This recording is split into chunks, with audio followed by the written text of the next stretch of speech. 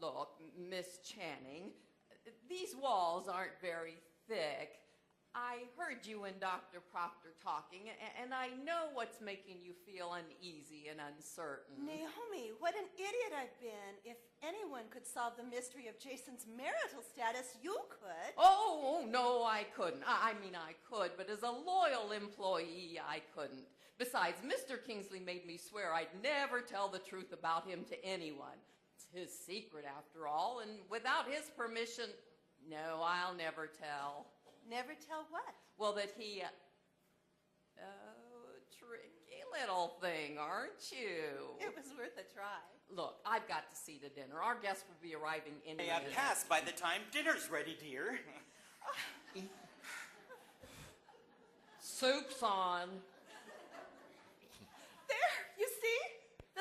The dinner's ready and the spell hasn't passed. I'd better go to bed. Nonsense, darling. Just take deep breaths and you'll be fine. Shall I start serving, sir? By all means, yes, Mrs. Schuyler. I noticed that we're... Mrs. Schuyler, would you explain matters to Poopsie while I try to find Monica? You mean about tonight or just life in general? Whatever! I explained to Mr. Murdoch how he's been deceived by Jason. And by his own doctor. What? Who told him Lebeck's syndrome was contagious? Who pretended not to know Jason was unmarried? And who told him he was due for a 2-inch needle in the armpit? Gee, I give up. If you'll pardon my interfering. I always have. Naomi, you have a plan? Well, nothing that will absolutely guarantee success, but... Listen, right now, I'd even take suggestions from Poopsie. Was that a crack? No, just a fact. Oh, well, that's different, of course.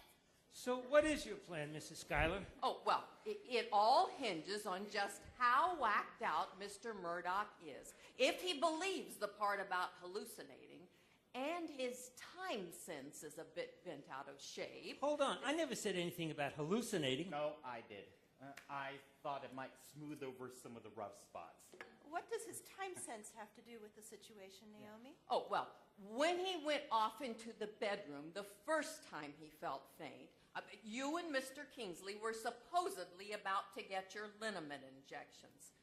If we can convince him that 2 hours have gone by since Why 2 then, hours?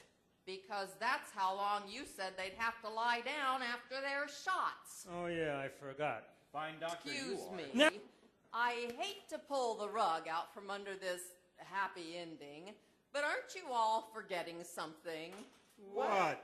That needle Mr. Murdoch will forever believe he got in his armpit. That's what.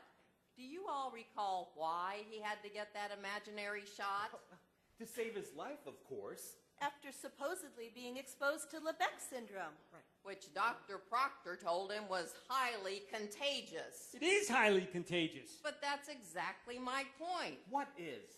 As soon as that terrified rabbit in the bedroom recovers some of his mental faculties, it's going to occur to him that Mr. Kingsley has been exposed to that disease for years and has been happily going to work with all those lovely germs all over him and infecting the entire staff of Murdoch and Moran. Oh, boy. Oh, damn. Oh, nuts. But Dr. Proctor can't possibly fake giving all the necessary inoculations. The company's too big.